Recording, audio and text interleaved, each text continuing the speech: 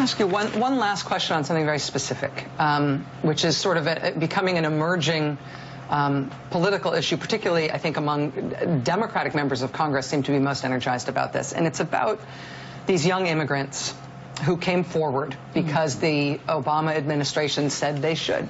The deferred action, the DACA kids, the Dreamers. They came forward, and more than 700,000 of them, yes. And they registered with the government, which is something that we do not ask people to do in very many circumstances in this country. True. But they registered, they made themselves known, they are on record officially as being in this country without proper papers. Now, that would seem, I would imagine, that a lot of those people feel like they've got a real target on their forehead in terms of being targeted for deportation or other enforcement actions by this incoming president, given his attitude toward immigrants and toward undocumented immigrants in particular.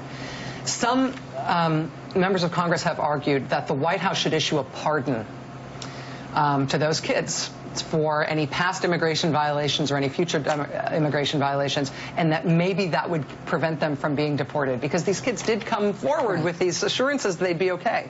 Now they might not be okay. Would the pardon work? Is there something else that could be done to protect those kids given the circumstances into which they came out?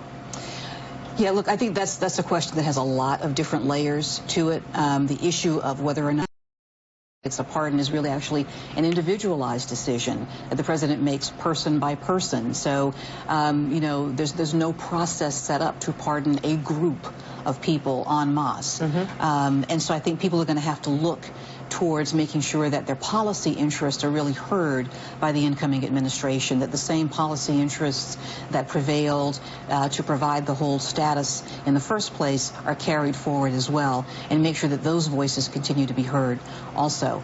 And I understand that concern. I understand it's heartbreaking. Those think about the fears of the roller coaster that they've been on.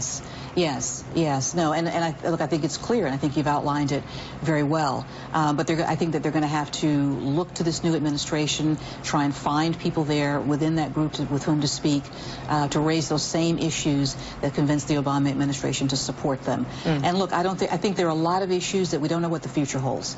We don't know what the future is going to bring. But certainly I would hope that the record that they have built would be taken into consideration, as anyone would consider how to handle people in that situation.